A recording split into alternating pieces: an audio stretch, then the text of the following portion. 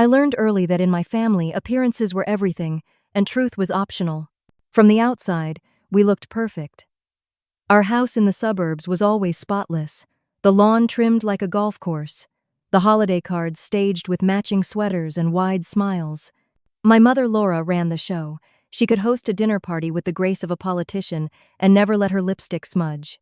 My father, Richard, played his role too, the respected financial consultant with the firm handshake, the man people trusted with their money and their secrets. Together, they built the Brooks family brand, polished, enviable, untouchable. Inside our home, that image came at a cost. My cost. I'm 17. The sensitive one. The quiet one. The clumsy one. Those words have been stitched into my identity for as long as I can remember. My older brother Ethan is 19 and everything I'm not. He's the golden child, athletic, confident, the pride of our parents. His university sends glossy alumni magazines, and I've seen him in them, smiling with his fraternity brothers like a catalog model. When we're around other people, he's charming. When it's just us, he's something else entirely. The first time I broke a bone, I was 8. Officially, I fell off my bike. In reality, Ethan loosened the chain just enough to make me crash. He laughed while I cried on the pavement, and when I told my parents, they said he was just playing. At 12, I tripped in the cafeteria and sprained my wrist after Ethan stuck out his foot. Every injury had a neat explanation, every bruise, a story that made me the cause of my own pain. I stopped trying to explain. No one wanted to believe me anyway. Instead, I adapted. I learned to read Ethan's moods like weather patterns, spotting the storm before it hit. If I saw the glint in his eye that meant trouble, I'd find an excuse to leave the room. I'd change my route through the house to avoid passing him in the hallway. I stayed quiet, agreeable, helpful. Still, accidents happened. I slipped on wet floors. I bumped into doors. I fell down a few steps. The only place I was truly myself was late at night, in my room, with the door locked. I kept a notebook hidden under a loose floorboard, where I wrote down everything, every push, every shove, every insult designed to make me doubt myself. Maybe no one would ever read it, but writing was my way of saying, I know what's real. Sometimes I wondered how long I could keep living like this. How many more accidents I could endure before something broke that couldn't be fixed. I didn't know the answer then. I just knew that in my family I was the invisible problem in a picture-perfect frame, and invisible problems don't get solved. They get ignored until one day, they can't be. The lake house was supposed to be my parents' pride and joy. Perched right at the edge of the water, with floor-to-ceiling windows and cedar beams, it looked like something you'd see in a luxury real estate ad. My mother loved to tell people she'd found it before it was trendy, and renovated it herself, as if she'd ever so much as lifted a hammer. It was the perfect setting for family gatherings, perfect in the same way our family photos were. Glossy, curated, and just far enough away from reality that no one could see the cracks. That Saturday, the place was bursting with people, extended family, some family friends, and a handful of my cousins running wild through the hallways. The sound of overlapping conversations filled every room, laughter bouncing off the high ceilings. My job, as always, was to be useful but invisible. Help in the kitchen, pass out drinks, set the table, anything that kept me busy and out of trouble. Ethan, of course, was the center of attention. He stood near the stone fireplace, holding court with my uncles and a few of my parents' friends. I could hear his voice over the hum of the crowd, spinning some exaggerated story about his fraternity's latest charity event, complete with hand gestures and fake humility. Every punchline landed. Every quip earned him a round of laughter. I slipped past the group, balancing a tray of cheese and crackers my Aunt Helen had handed me. I thought I'd made it without incident until I caught Ethan's eyes tracking me. The corner of his mouth tilted up in a smile I recognized too well. Not friendly, not warm, but sharp-edged. There she goes, he called out, loud enough for the nearest group to hear. Madeline's on the move. Everyone, better hide your valuables. A few chuckles rippled through the crowd. My mother didn't even look up from her phone. Remember last Christmas? Ethan continued, warming to his audience. When she knocked over Grandma's china cabinet? Cost, Dad. What, $3,000 to replace everything? It was an accident, I said quietly, still moving toward the kitchen. I knew better than to stop. Stopping meant giving him a stage. Everything's an accident with you. He shot back, grinning. That's why we can't have nice things. From his armchair, my father laughed. Leave your sister alone, Ethan. You know how sensitive she gets. Sensitive. That word was like a stale perfume that hung in the air long after it was sprayed, cloying, heavy, impossible to escape. Sensitive was how they explained everything away, from my reluctance to join in their teasing to the tears I sometimes couldn't swallow fast enough. Sensitive meant I was the problem, not what was happening to me. In the kitchen, Aunt Helen was arranging appetizers on a platter. She glanced up when she saw me and gave me one of her quiet smiles, the kind that said she understood more than she let on, but wouldn't say anything out loud. Could you take these to the dining room?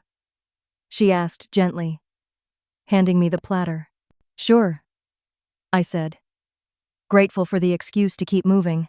As I crossed the living room toward the dining table, I could feel Ethan's gaze on me again, tracking my every step like he was waiting for me to stumble. My fingers tightened around the platter, and I forced myself to place it down slowly, deliberately, arranging the crackers and cheese with precision. Somewhere behind me, one of my uncles was telling Ethan, "When I was in college, we knew how to have real fun. None of this social media nonsense." "Oh, we have plenty of fun," Ethan replied, his voice taking on that taunting edge that made my stomach knot. "Right, Maddie? Tell Uncle Pete about all the fun you have at school." I didn't answer. There was no right answer. If I said I had friends, he'd mock me for lying.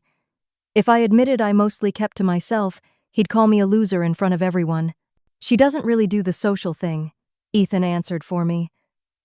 "More of a library ghost. Probably why she's so pale." "Ethan," my mother said mildly, still scrolling on her phone.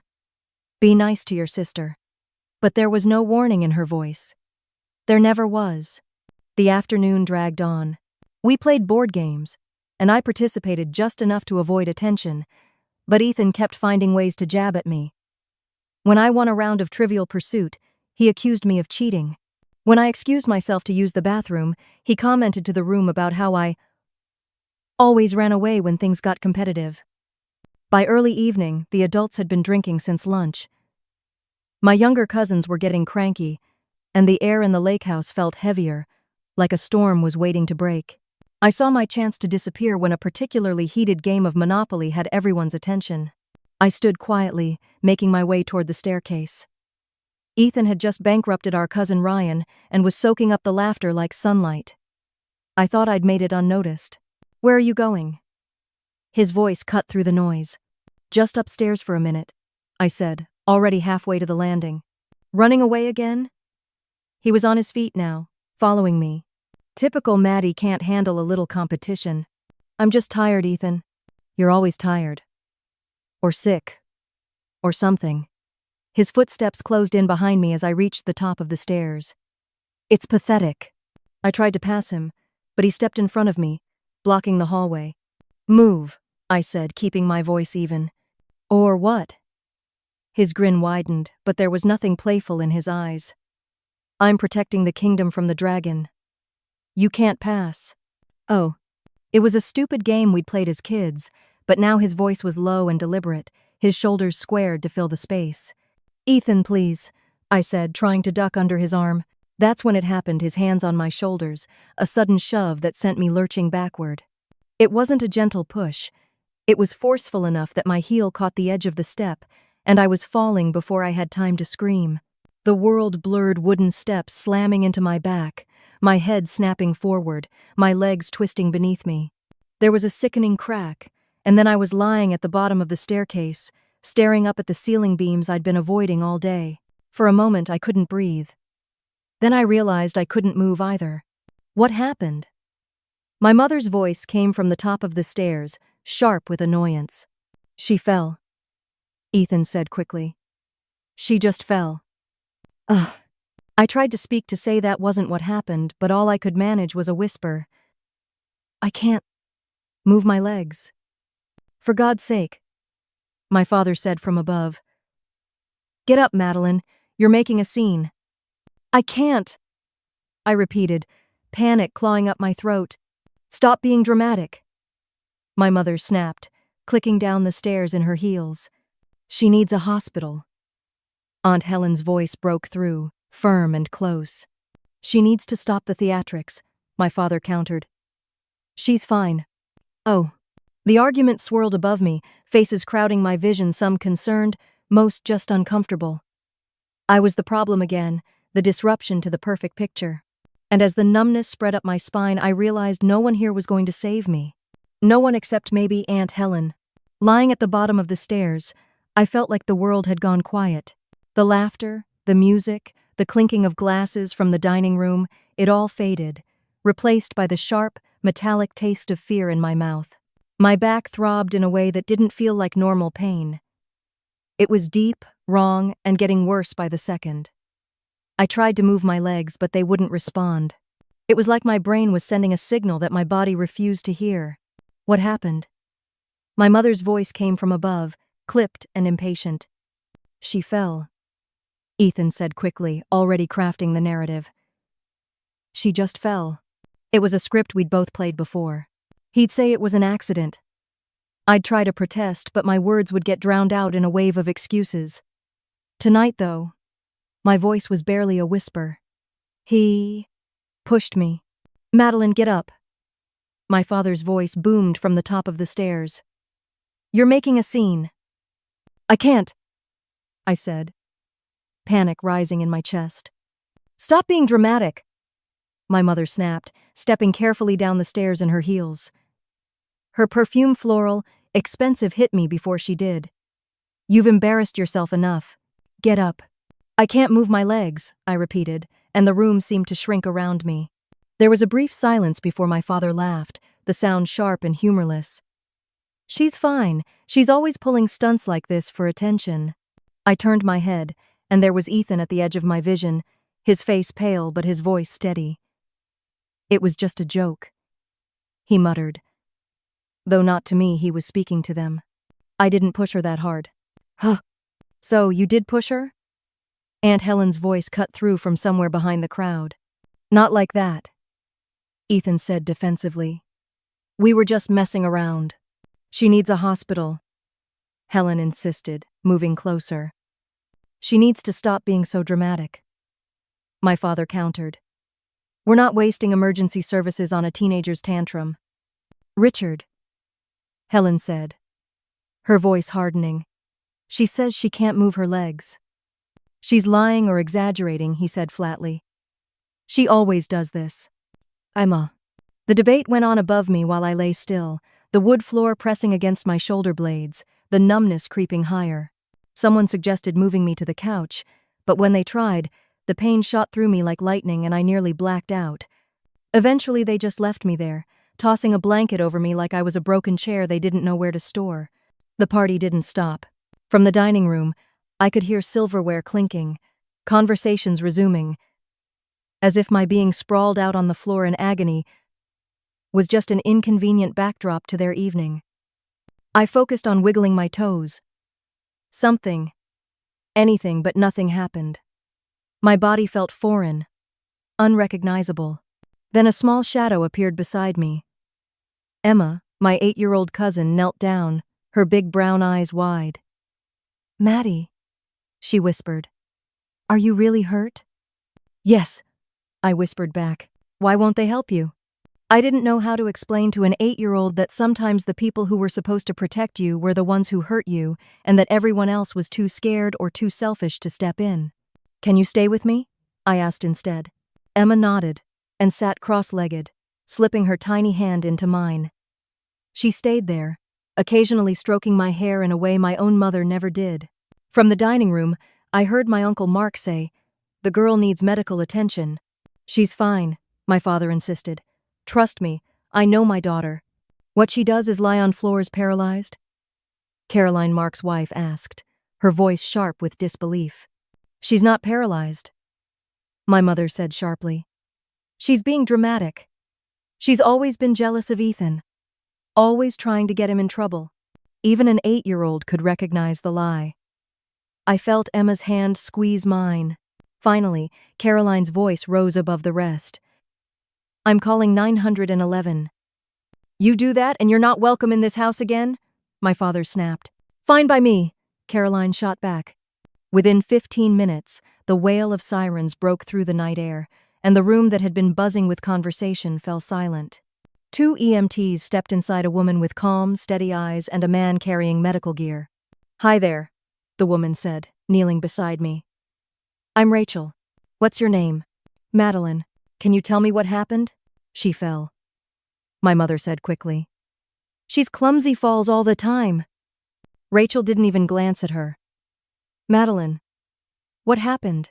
I was pushed, I said quietly, down the stairs. She's confused. My father interjected.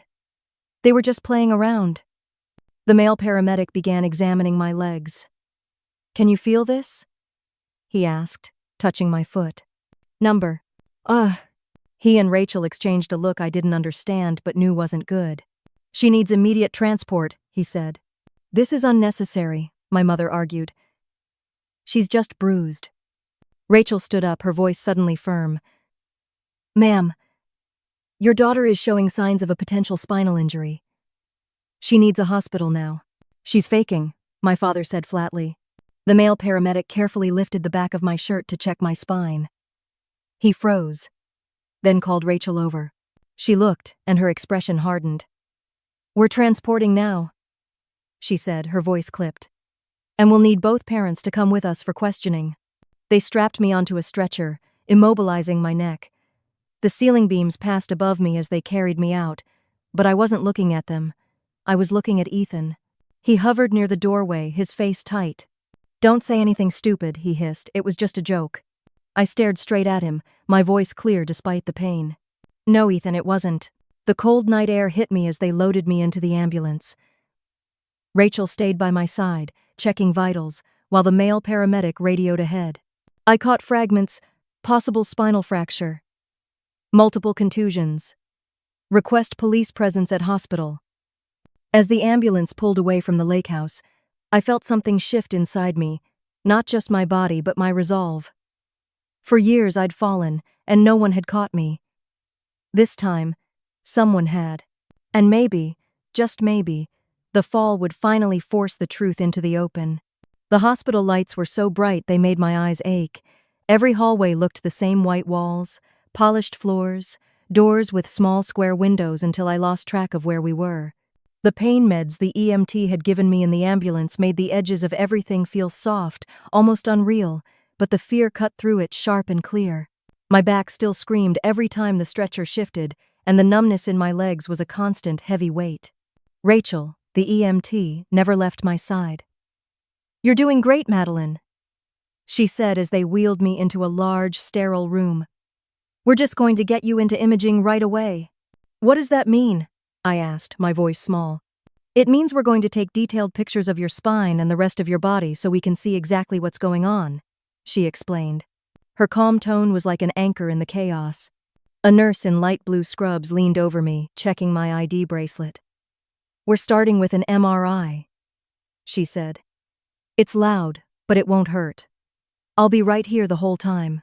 They slid me into the MRI machine, the narrow tube enclosing me like a coffin. The banging and clicking started immediately, vibrating through my bones. I closed my eyes and tried to think about anything other than Ethan's face. But the image of him at the top of the stairs kept flashing in my mind, his grin, the way his expression shifted when I fell, the flicker of surprise that maybe he hadn't expected it to go that far. When it was finally over, they moved me to a bed and wheeled me into a quiet exam room. A tall woman with wire-rimmed glasses and kind eyes introduced herself as Dr. Patel. Madeline, I'm the attending physician for your case. I'm going to be very straightforward with you, okay? I nodded, bracing myself. The good news is your spinal cord is intact. You've sustained a compression fracture in your L3 vertebra, but with treatment and physical therapy, you should recover full mobility. Relief flooded me, so strong it almost drowned out the pain. So, I'm not paralyzed? No, she said gently. But you will need months of therapy, and you'll have to be careful.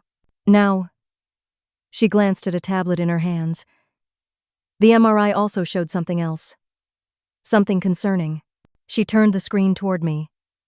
The images looked ghostly and abstract, but she pointed to them, explaining, "This fracture here is from tonight. But these," she tapped several other areas, "are older. Different stages of healing.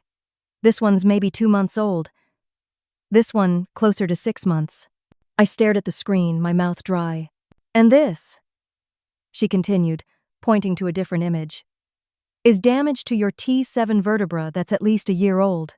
"They were accidents," I said automatically, hearing my parents' voices in my head. Dr. Patel studied me for a moment. "Madeline, injuries like these multiple fractures over time paint a picture of repeated trauma. I need to know how they happened." Something inside me cracked open. Maybe it was the painkillers, or the fact that for once, someone was actually asking instead of assuming. Maybe it was the quiet way she said I need to know, like she really wanted the truth. "It's my brother," I said finally. "Ethan. He likes to play rough." "Play rough how?" The words started spilling out before I could stop them. The time he pushed me off my bike when I was 8. The time he tripped me in the cafeteria. The time he locked me outside in the snow in just my pajamas. The time he held my head underwater at the pool until I couldn't breathe. Each memory felt like dropping a stone into water, the ripples spreading farther and faster until I was telling her things I'd never said out loud to anyone. Dr. Patel didn't interrupt, just made quiet notes on her tablet. When I finished, she said, "Madeline, what you're describing is physical abuse. And from what I see here, it's been going on for years." "My parents say I'm clumsy," I whispered. "You're not clumsy," she said firmly. "You've been hurt." Repeatedly. There was a knock at the door. A nurse poked her head in. "Doctor."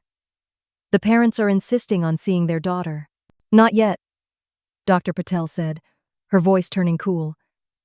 "I need to make some calls first." After the nurse left, Dr. Patel turned back to me. "I've asked hospital security to contact the police. Someone needs to document this properly. Is that okay with you?" I hesitated, thinking of my father's voice, my mother's tight smile, Ethan's warning in the doorway of the ambulance. But then I thought of the MRI images, proof carved into my bones, proof they couldn't dismiss or laugh off.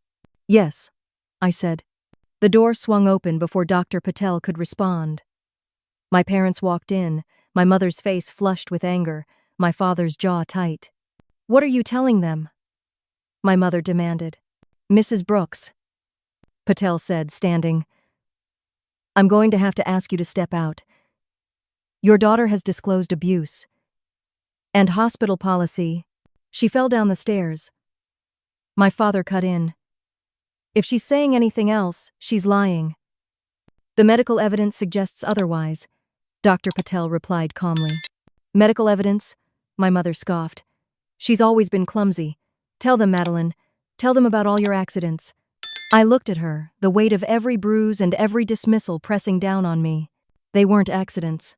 Before she could reply, 2 security guards appeared at the door with a police officer. "Mr. and Mrs. Brooks," the officer said. "I'm Officer Thompson. I need to speak with you and your son. Is he here?" "This is insane," my father snapped. "We're not talking to anyone without a lawyer." "That's your right," the officer said evenly, "but I'll need you to come with me now." As they left, my mother turned back to me, her mask slipping entirely. "You're destroying this family." "No," I said quietly. "Ethan did that. And you let him." When the door closed, the room felt suddenly bigger, lighter. Dr. Patel sat back down beside me. "You did the right thing," she said. I wasn't sure I believed her yet, but for the first time in years I felt like maybe I wasn't completely alone. It happened the morning after my first night in the hospital. I hadn't slept much. The pain meds dulled my back enough to make lying still bearable, but my mind kept replaying the staircase, the shove, the moment my legs stopped responding. Every time I closed my eyes, I saw Ethan's face at the top of the stairs, that flash of something between smugness and fear.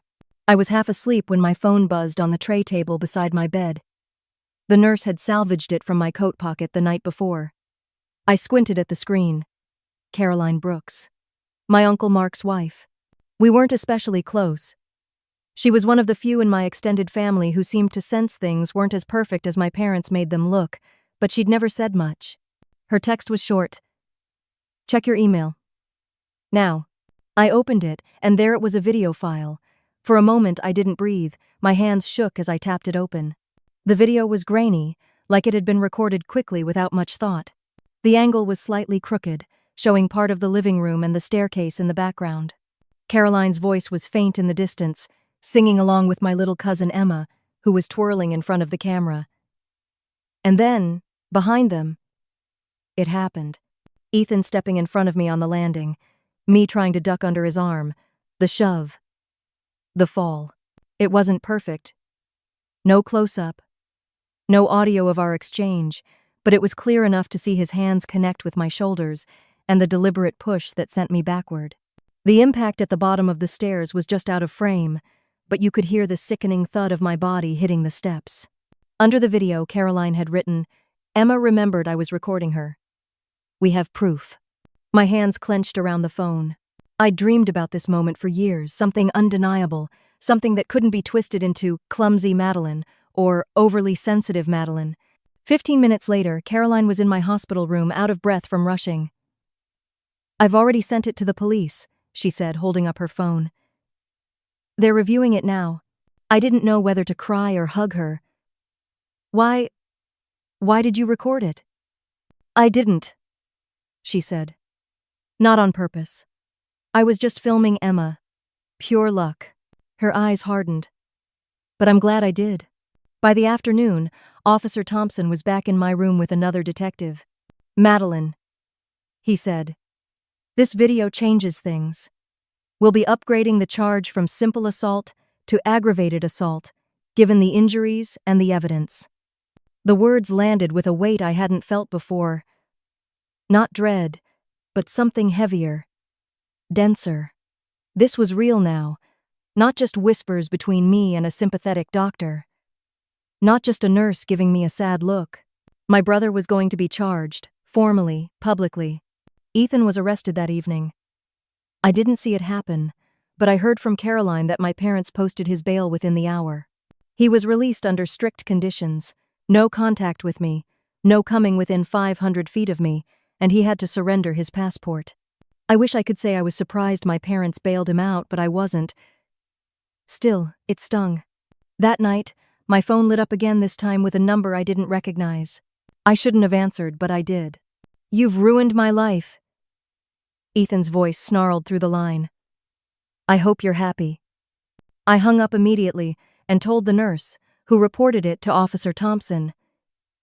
It was a violation of the no-contact order, but proving it was him would take effort since he'd used a different phone. 2 days later, the prosecutor came to see me. Amanda Washington was nothing like the lawyers my parents liked to keep on speed dial. She wore her hair pulled back, her suit sharp but practical, her eyes steady. "Madeline," she said, "this video combined with your medical records and testimony makes for a strong case. But I won't lie to you, your family has resources. They've hired David Kramer, one of the best defense attorneys in the state. He's going to fight this hard." I didn't even have to think before answering. "I don't care how ugly it gets. I'm not backing down." Amanda nodded once, like she'd been testing me. And I'd passed. Good. Then we start preparing. Preparing meant recounting everything again. The shoves, the accidents, the times I'd tried to speak up and been shut down. Amanda took notes, asked follow-up questions, and didn't flinch at the worst parts. "Your parents will try to paint you as unstable," she warned.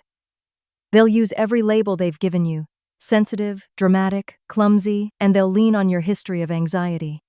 They'll try to make this about you, not him." "They've been doing that my whole life," I said. "I'm ready for it." It didn't take long for my parents to launch their counterattack. The story leaked to the local news, college student arrested for assaulting sister, and within days, my parents were on a morning show, sitting side by side with a sympathetic host. "My daughter has always struggled," my mother told the camera, dabbing at her eyes. "We've tried therapy, medication, special attention, but she's always been jealous of Ethan." "And these injuries?" the host asked carefully. "She's always been accident-prone," my father said smoothly. "We have medical records going back years, falls, bumps, bruises. We even had her tested for balance disorders." I watched the segment from my hospital bed, my stomach churning. They were good. Too good. They'd taken every injury Ethan had caused and spun it into a narrative of my supposed fragility. But Amanda was better. She released select portions of my medical records, showing the pattern of injuries consistent with abuse, not clumsiness. She cited statistics about sibling abuse, how often it's overlooked, how parents enable it by refusing to believe one child could seriously hurt another. And with my permission, she released a still frame from Caroline's video the moment Ethan's hands were on my shoulders, his face twisted in something far from brotherly playfulness. That still image went everywhere. Social media lit up. Ethan's fraternity suspended him, pending investigation. His college announced they were reviewing his enrollment status. His smiling photos disappeared from their website within hours. He didn't take it well. Even with the restraining order, he found ways to get messages to me through mutual acquaintances, through fake accounts. The most chilling came through a cousin. She's lying about other things too. I never heard her before. This was the only time. The lie burned, but it also lit a fire in me. I decided then that I wasn't going to let them control the story anymore. That night, I pulled out my phone and opened the hidden notes app where I'd been keeping a digital copy of my journals. I started transcribing everything: dates, details, the small humiliations and the big injuries. The 15th of September, 2 years ago. Ethan pushed me into the pool fully clothed because I wouldn't give him my homework. Mom said I'd jumped in for attention. The 23rd of December, 3 years ago. He locked me in the basement storage room during Christmas dinner. 3 hours in the dark. Dad said we were playing hide and seek. The 10th of March last year. Broke my ribs, wrestling. Mom said it was my fault for not being careful. I wrapped them myself because they wouldn't take me to a doctor. Page after page, year after year, it was all there. When Amanda saw the files, she whistled softly. "This isn't just a case about one night," she said. "This is a pattern. And we're going to show it." The day Caroline's video became official evidence, Amanda told me something I still hold on to.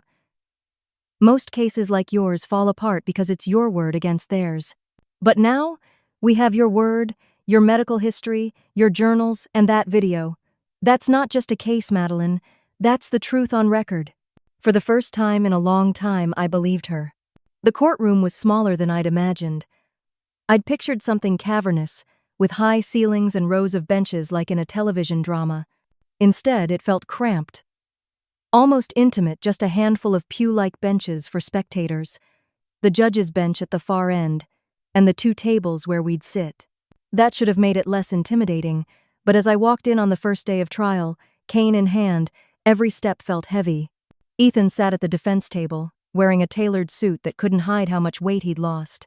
He looked smaller, but not in a way that made me feel sorry for him, just diminished, like some of his shine had finally worn off. My parents sat behind him, Laura clutching Richard's hand like it was the only thing keeping her upright. Neither of them looked at me. Amanda leaned in as we took our seats at the prosecution's table. "Remember," she murmured, "you're here to tell the truth. That's all you have to do. Let the evidence speak for itself."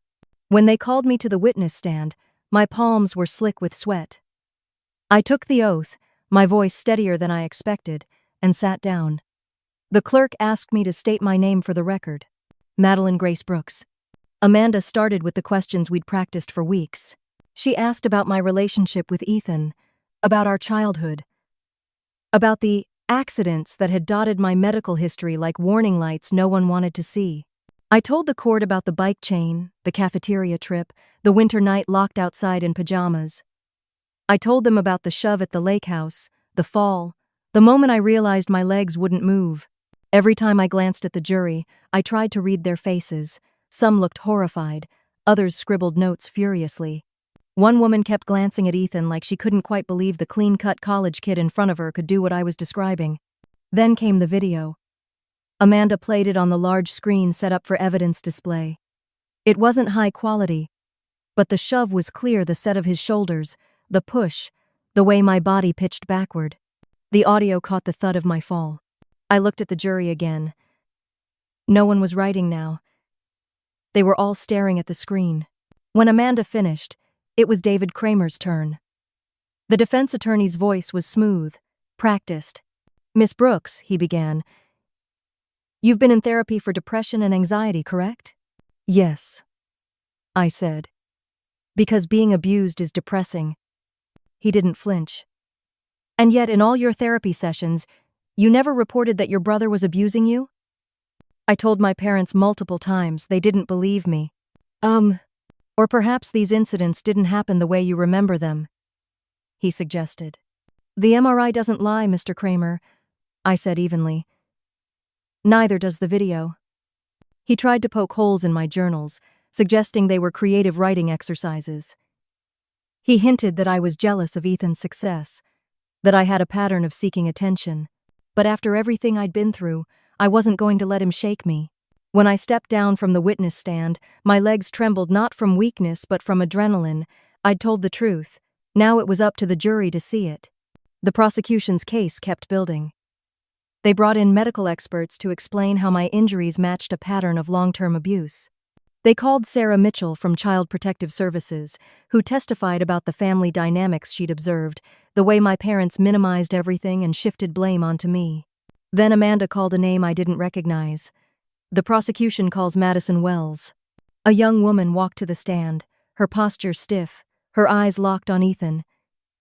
And then it hit me I'd seen her before, years ago, at one of Ethan's high school football games. She'd been his girlfriend back then. "Miss Wells," Amanda said, "how long did you date the defendant?" 2 years, junior and senior year of high school. "And why did the relationship end?" Madison's voice didn't waver. He pushed me down a flight of stairs. The courtroom erupted. My mother actually screamed, "She's lying!" The judge banged his gavel, calling for order. Madison kept going. He said it was an accident. I believed him at first. But then I saw how he was with Madeline at a family dinner. The way he accidentally hurt her. The way their parents ignored it. I realized what happened to me wasn't an accident either. Amanda asked if she'd reported it. I was 17, I was scared. And I saw how they treated Madeline when she tried to speak up. I knew no one would believe me. Madison wasn't the only one. 2 more of Ethan's ex-girlfriends testified, each with their own story, shoves, bruises, accidents that looked a lot like mine. A former teammate described Ethan's temper, how he'd get violent when things didn't go his way. When the defense put Ethan on the stand, he stuck to his script. "It was just roughhousing, siblings fight. I never meant to hurt her." You never meant to break her ribs?" Amanda pressed. "Never meant to fracture her spine?" "I didn't know I was hurting her that badly." "She screamed, she cried, she begged you to stop, and you didn't know?" He clenched his jaw.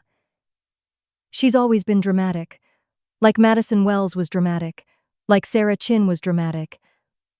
Like Rebecca Foster was dramatic." Amanda's voice cut like a knife. "So all these women are lying?"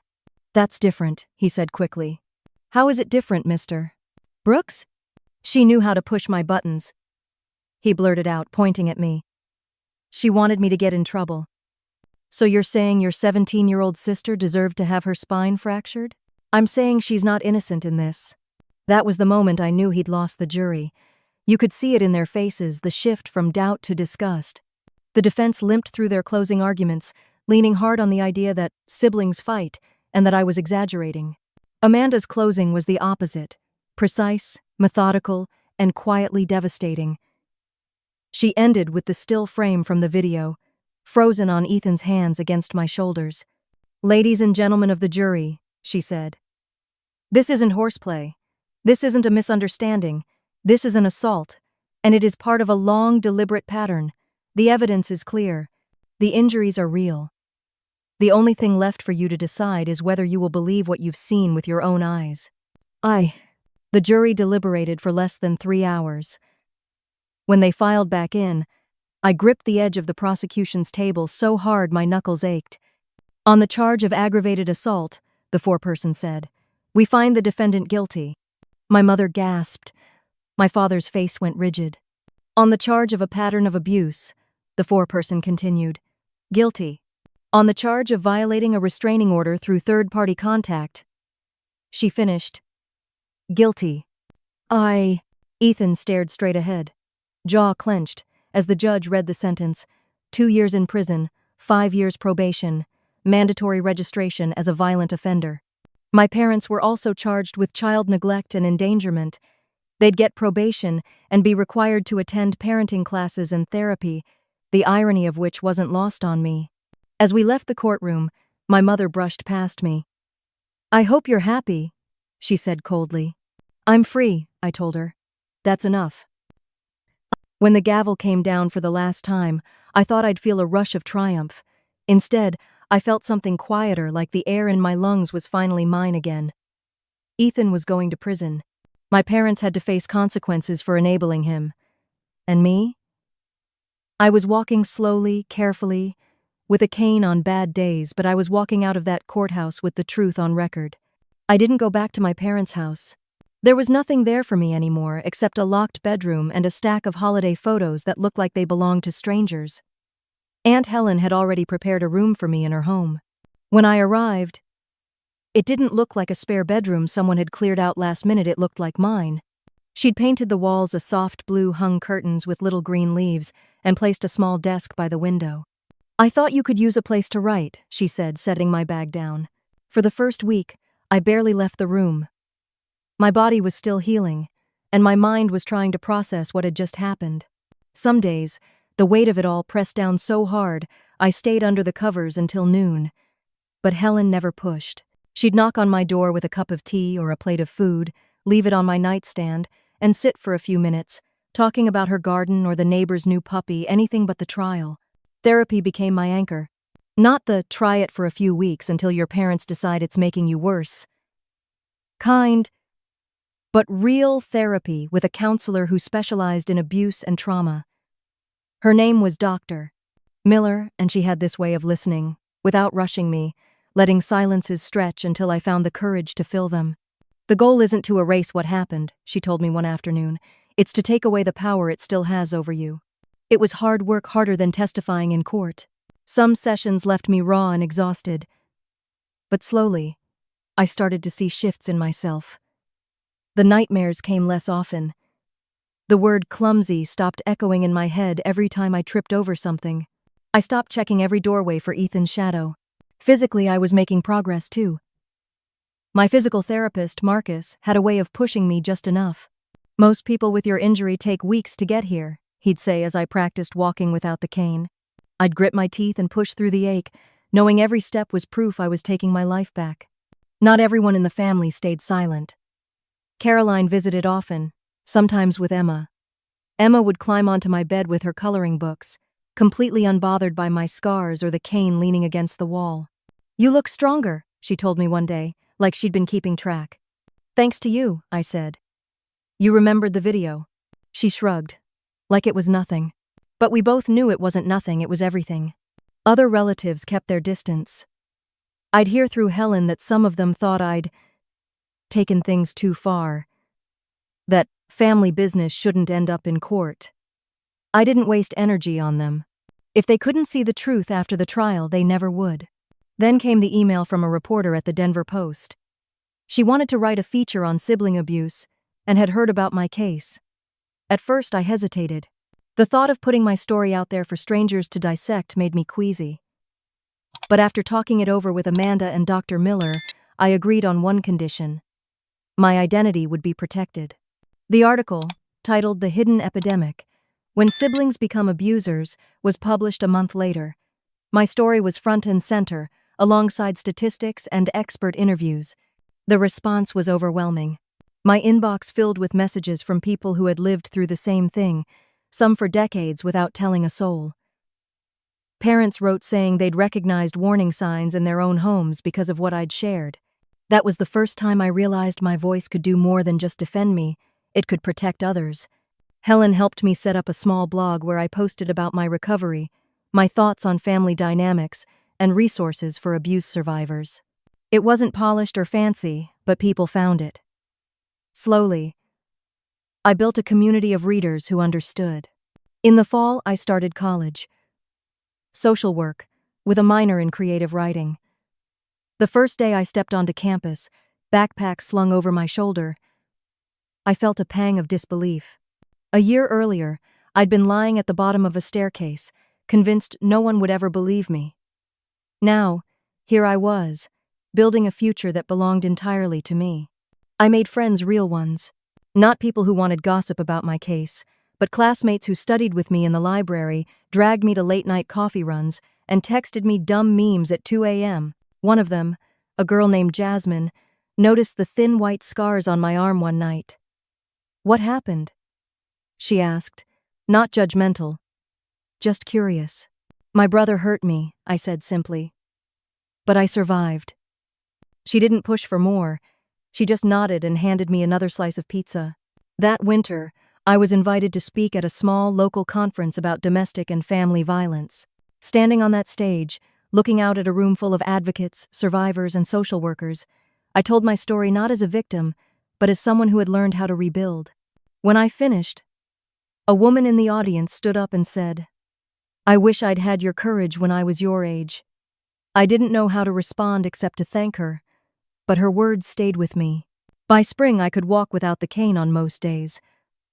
I kept it in my closet for the bad ones, a quiet reminder of how far I'd come. I started running short distances, nothing dramatic, just enough to feel the wind in my face and the solid ground under my feet. Every step felt like proof. One afternoon, almost a year after the trial, I was walking back from class when my phone buzzed. A text from Emma. "Saw your article in my teacher's class today. She says you're a hero."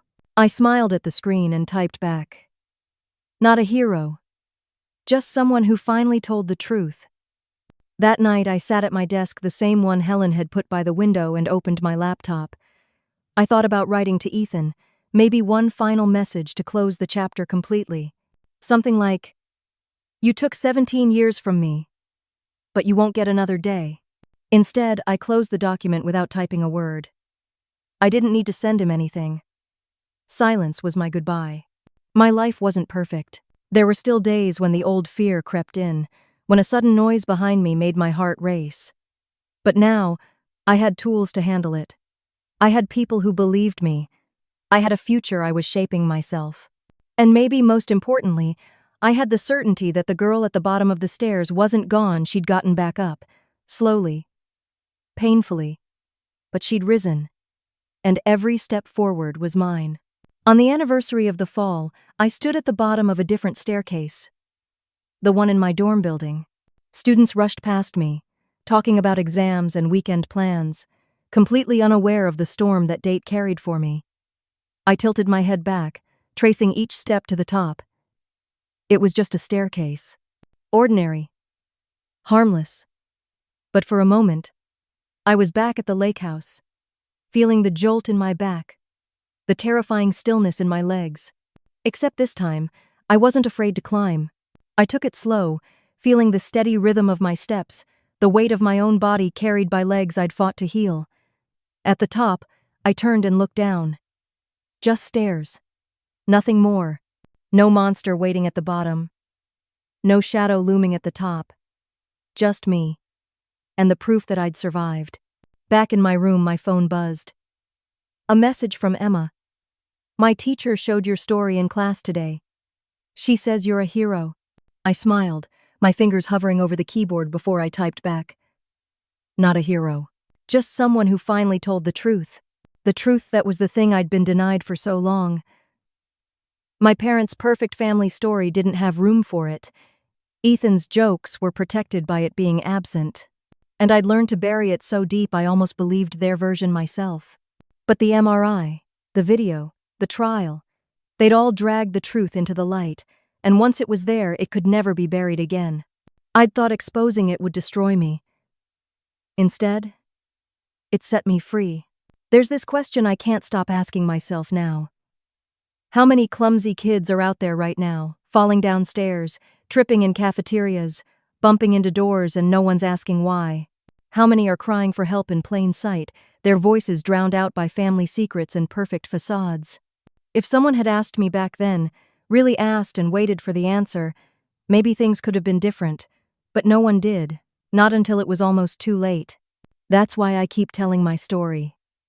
Not because I want to relive it, but because somewhere out there, there's another kid like me, counting bruises, and pretending not to be scared. And maybe if they hear it, they'll know they're not alone. The fall didn't break me. It gave me the evidence I needed to break free. I don't forgive Ethan not because I want to hold on to hate, but because forgiveness is mine to give or withhold, and I choose to withhold it. I don't hate him either. Hate would mean he still has power over me. He doesn't. Not anymore. I have a life to live, a future to build. And for the first time, I get to decide what that looks like. And that, to me, is enough.